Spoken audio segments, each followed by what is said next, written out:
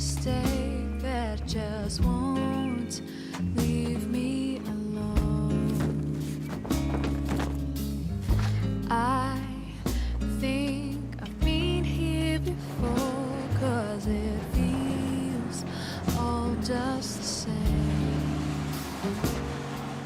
Stuck with you, my mistake.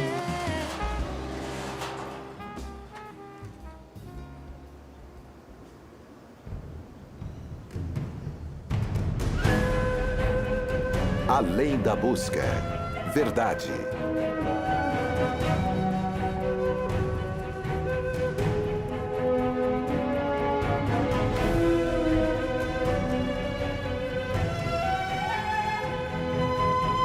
Liberdade.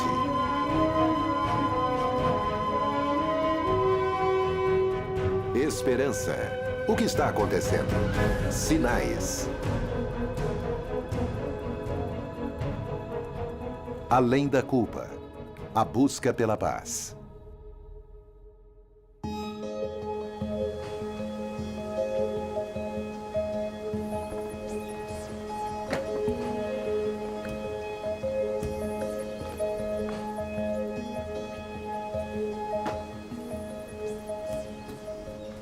Nós acumulamos coisas demais, não é verdade? Aquele livro que ganhamos de Natal no ano em que estávamos interessados em jardinagem, as roupas que custaram barato e as National Geographics que não conseguimos jogar fora. Às vezes nossas vidas têm muita bagagem, coisas que nunca pretendemos guardar, coisas que não queremos mais, mas não conseguimos nos livrar delas. E as carregamos por muito tempo. Às vezes, pela vida inteira.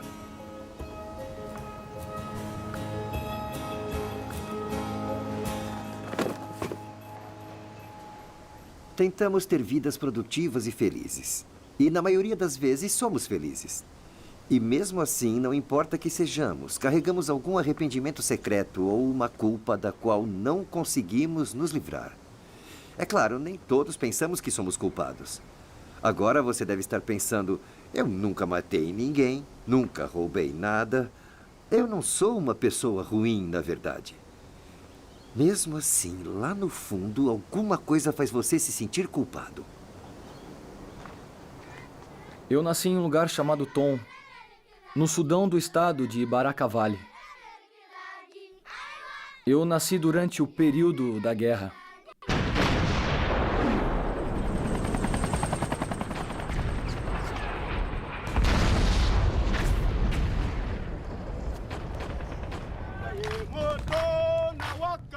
O SPLA foi formado e isso trouxe muita atenção. Os árabes chegaram e capturaram minha cidade e mataram muitas pessoas. Algumas famílias foram estupradas. E um dia nos perguntaram quantas crianças estavam dispostas para serem treinadas para serem soldados. Todos estavam interessados. Ninguém foi forçado. Para mim, o meu desejo era vingar o que tinha acontecido na minha cidade e eu disse: tá bom, eu vou aprender a usar uma arma. Estávamos todos felizes e não conseguimos dormir naquela noite porque sabíamos que iríamos ser treinados. Acredito que sobrevivi por uma razão: contar a minha história para tocar vidas.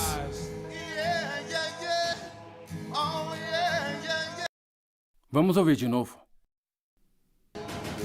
Acredito que sobrevivi por uma razão: contar a minha história para tocar vidas.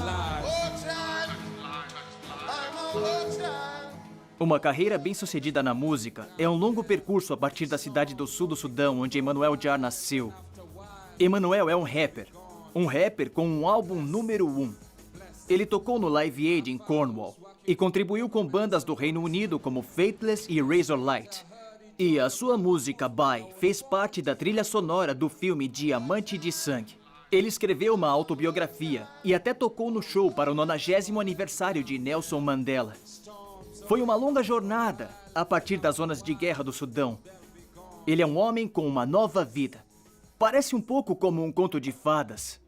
Bem, mas não foi. A música que eu faço é de coisas pessoais. É sobre mim, sobre o meu país e o que eu enfrentei. Certo, pessoal? Vocês estão prontos? Ok. Meus sonhos são como tormentos. Cada momento meu. Vozes na minha cabeça de inimigos que foram mortos. Amigos como Luau que morreram de fome bem ao meu lado. Nós saqueávamos cidades matando cabras, galinhas e ovelhas. O que pudéssemos comer. Eu sei que era rude, mas precisávamos de comida. Então nossa guerra forçou a enviar. Forçou a enviar para sobreviver. Às vezes você tem que perder para ganhar. Nunca desistir, nunca ceder.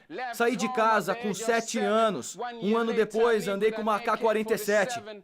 Dormi com o olho aberto. Corra, finja de morto, se esconda. Vi meu povo morrer como moscas. Eu tô lutando dia e noite. Às vezes faço coisas erradas para fazer o que é certo. É como se eu estivesse sonhando. A primeira vez que eu me sinto é como um ser humano.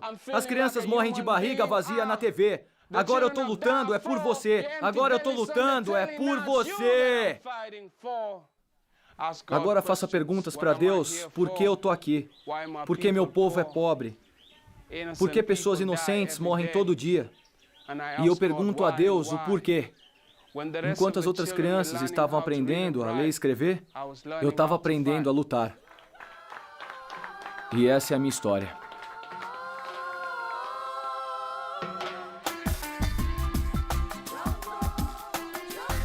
Quando uma criança nasce, ela é livre, entende? Ela não sabe quem é seu inimigo. Perdi a minha infância. Mas no momento eu estou seguindo com o que eu tenho. E com o que eu posso alcançar.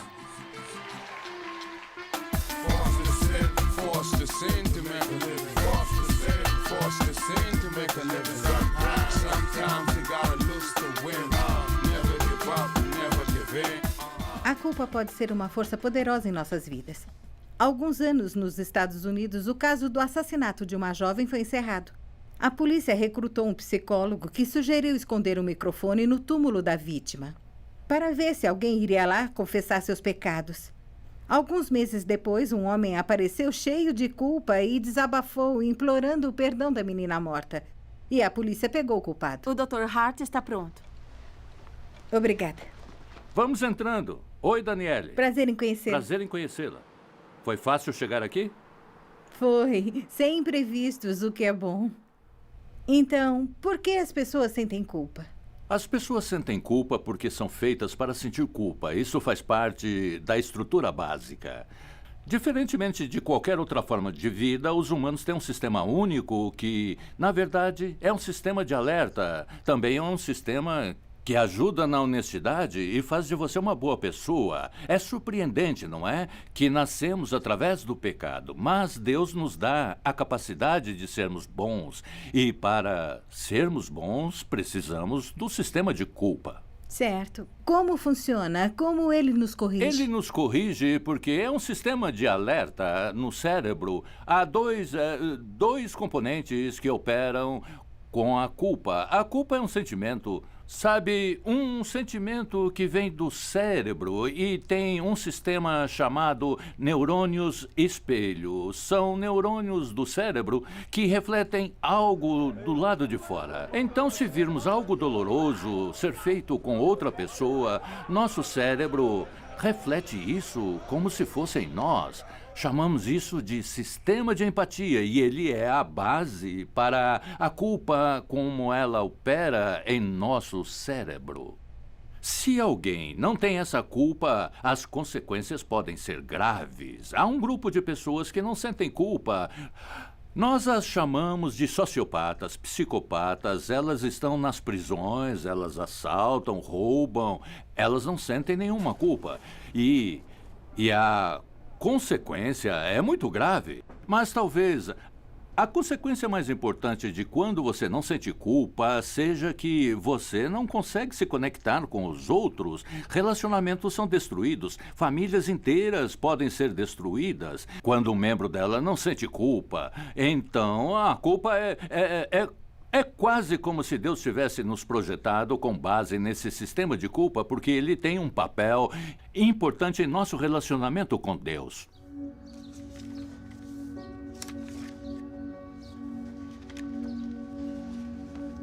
Você não precisa ser um soldado criança para se encontrar preso na culpa. Porque quem nunca lutou contra uma consciência culpada? Aquele sentimento de que você fez alguma coisa errada ou de que negligenciou o que sabia ser o certo. Você tenta racionalizar, mas no fundo a culpa é uma voz silenciosa que não quer calar a boca.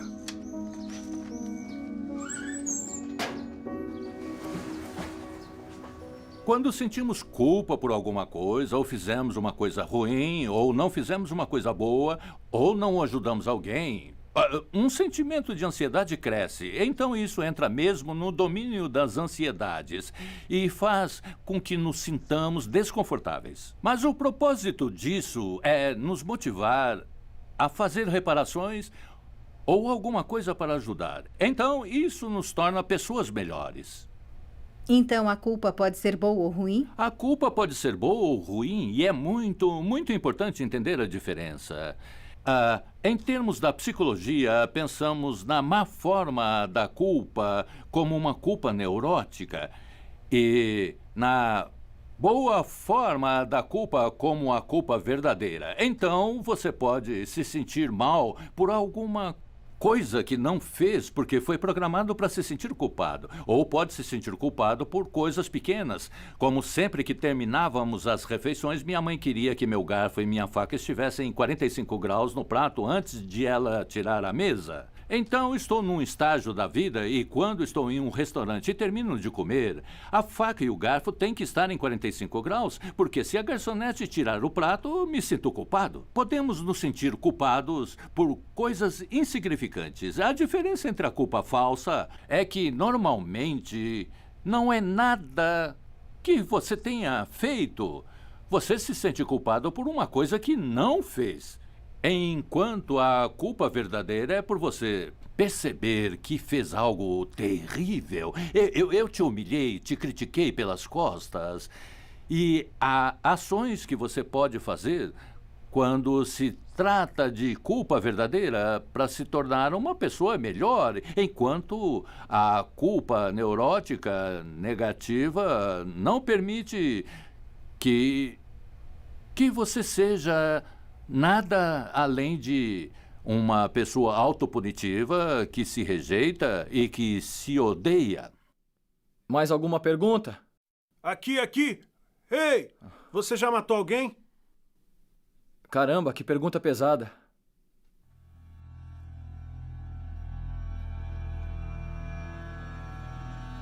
Olha, quando você vai pra guerra e ainda é jovem, você nem sabe no que tá atirando. Você vê um arbusto correndo e pensa que é alguém, você só atira.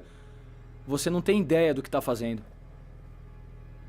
Você vê arbustos correndo e bum, bum, bum, bum, bum. Aí você mergulha e acaba tendo mais tiros e tiros. Bum, bum, bum, bum, bum, bum.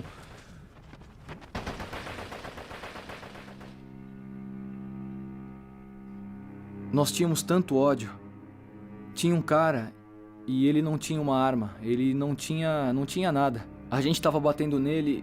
A gente tava machucando muito ele, sem parar. A gente batia... Ficava batendo bem aqui na cabeça dele e a gente machucou ele bem feio. Bem aqui atrás, nessa parte aqui da cabeça. Dá uma sensação de alegria, eu sei lá, de que você é um homem e conseguiu fazer alguma coisa. A gente cortou ele em pedaços. Espancamos ele até a morte.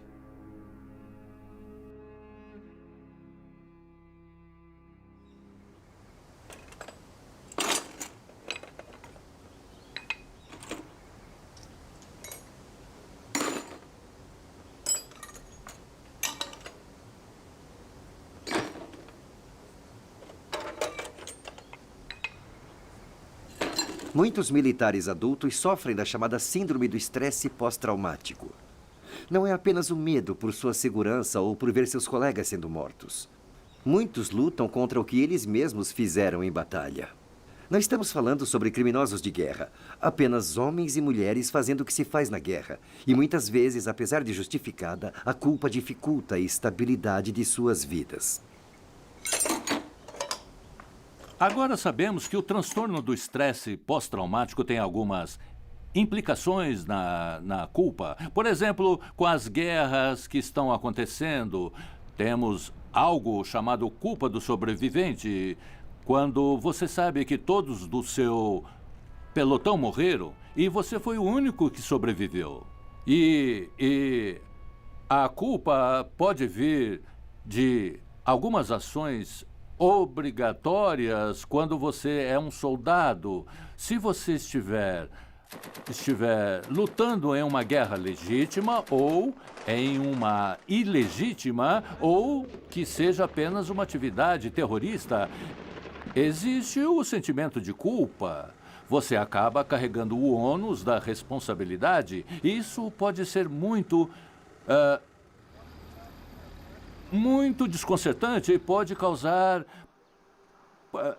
pode arruinar o resto da sua vida se não lidar com isso. Então, o transtorno do estresse pós-traumático tem consequências graves, mas uma delas é o efeito que ele tem sobre a sua culpa. E é por isso que uma cultura do perdão deve ser criada. Eu estive em Nova York em um evento do 11 de setembro e uma semana depois eu estava no hall ajudando a treinar os trabalhadores em luto em lidar com os bombeiros e os policiais que tiveram que ir lá e encontrar as partes dos corpos e etc. E eles estavam traumatizados com isso e com um sentimento de culpa, um fenômeno de culpa do sobrevivente. E então precisamos criar uma cultura do perdão. Para prestar atenção em nosso mundo cristão, as pessoas precisam aprender a receber perdão, porque quando, apesar de não ter feito nada, você se sente culpado, há um senso de que o perdão ainda é a cura para isso. Se a solução de Deus é o perdão, pode confiar. Nossa solução também é o perdão. Às vezes, quando eu sobrevivia em algum lugar, eu dizia, para que sobreviver? Às vezes eu desejava morrer. Já fui suicida, diria assim. A maior parte do tempo fui suicida, mas agora eu não sou mais.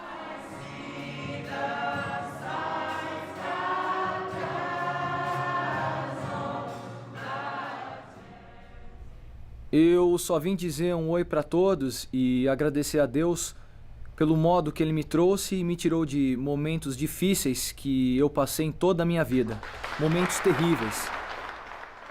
Eu tenho tantas cicatrizes que eu não revelei, porque você acha que foi para a guerra. Há outras partes que as pessoas esquecem. E quanto às feridas internas, o que acontece por dentro, foram momentos terríveis, que eu nunca vou me esquecer. A igreja comunitária de Kalash me mostrou muito amor. Eu entrei para o coral, tentei escrever músicas e isso começou a me curar emocionalmente. Nos soldados que voltaram, aqueles que vivenciaram os traumas da guerra e da miséria, tem que haver uma inculcação de um espírito de perdão neles. E este perdão deve ser direcionado para você mesmo. E isso é o mais difícil mesmo. A pessoa mais difícil de se perdoar é você mesmo. Mas, se Deus pode perdoar, você também pode.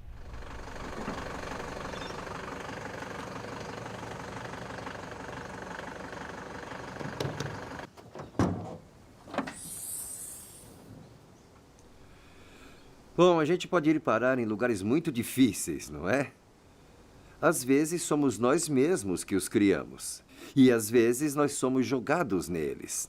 Nos encontramos presos, sem nenhuma saída. Em momentos mais tranquilos, percebemos que dissemos, fizemos e pensamos coisas que não são nada ideais. A Bíblia se refere a isso como pecado. Eu sei que é uma palavra fora de moda, mas ela só significa que fizemos e dissemos coisas que machucaram os outros e vão contra os planos de Deus. Culpa é a dor emocional que diz que temos um problema. E quando a culpa vem, e ela vai vir, nós temos uma escolha de como lidar com ela. Podemos tentar evitá-la usando drogas, a afogando, a ignorando, a sexualizando, a medicando. Ou podemos permitir que alguém a tire de nós completamente.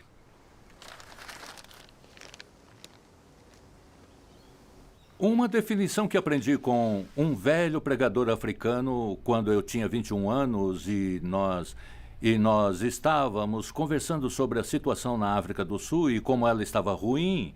E eu disse a ele, eu fiz uma pergunta, o que você acha que precisa acontecer para as coisas se acertarem? A resposta dele foi, nós, os negros, precisamos perdoar os brancos. E eu cinicamente disse, sim, mas e o que é o perdão? E ele respondeu com sua definição que está em todos os livros que escrevi sobre o assunto. Perdão, ele disse, é renunciar meu direito de machucá-lo de volta. Renunciar meu direito de machucá-lo de volta.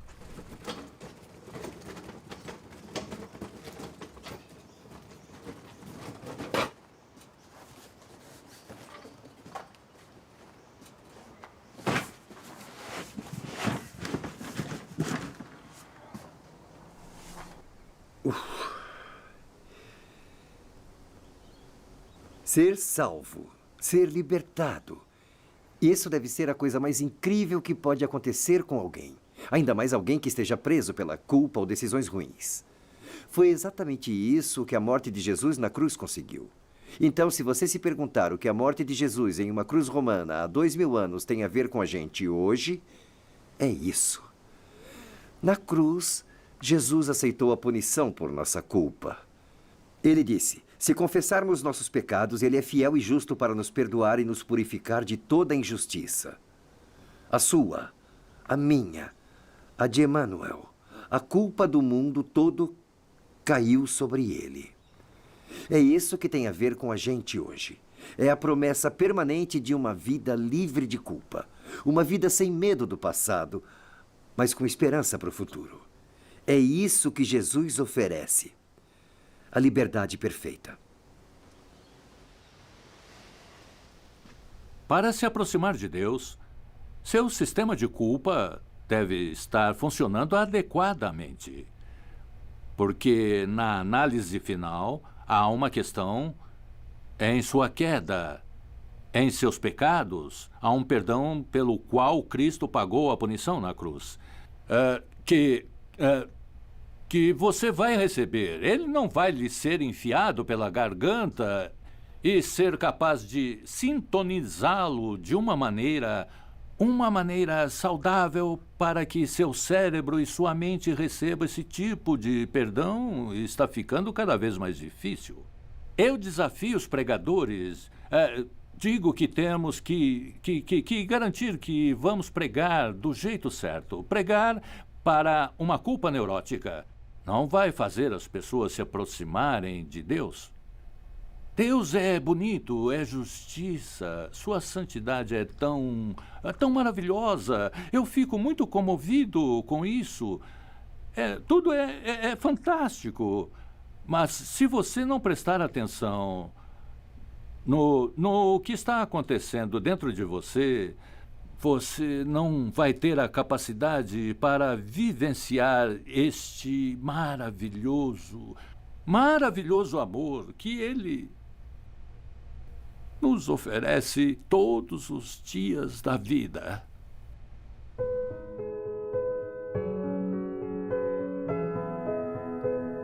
Quando eu tô no palco, eu levo a sério quando digo que a gente não pode mudar a vida das pessoas com a nossa própria força. Então precisamos de um poder sobrenatural para nos ajudar. Deus nos ajude a ter um ótimo show e ministrar para pessoas aqui. Eu lhe agradeço e oro em nome de Jesus e a tua força eu lhe peço.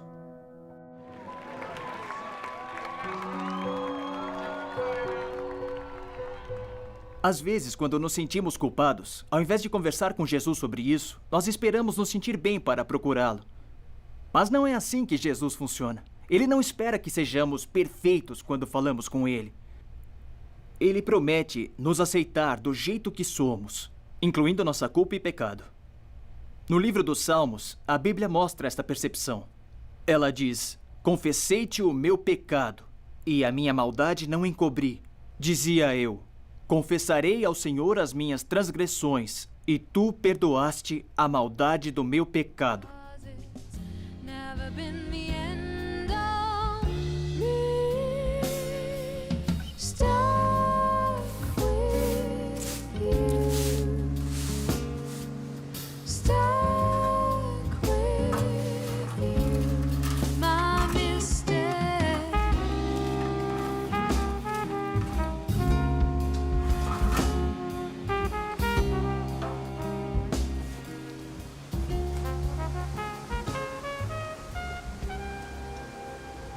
Por que só Jesus pode remover a culpa?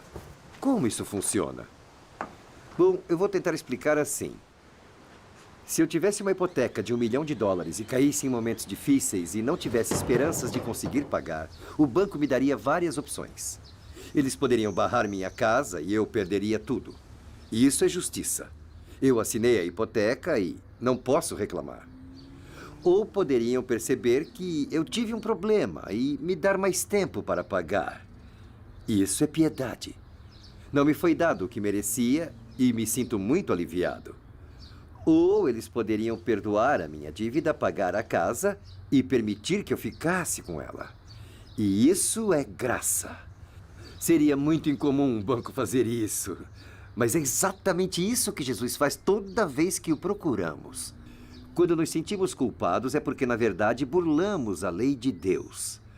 A primeira pessoa a quem fizemos mal foi Deus. Então, Ele é o único que pode pegar nossa culpa e perdoá-la. E foi isso que Ele fez. E ainda faz. Ele aceitou a punição que a lei pedia e me deu uma vida que eu não mereço.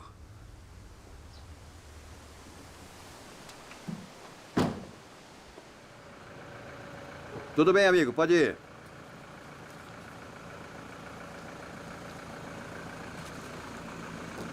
Não somos todos crianças soldados, fraudadores ou mesmo infratores.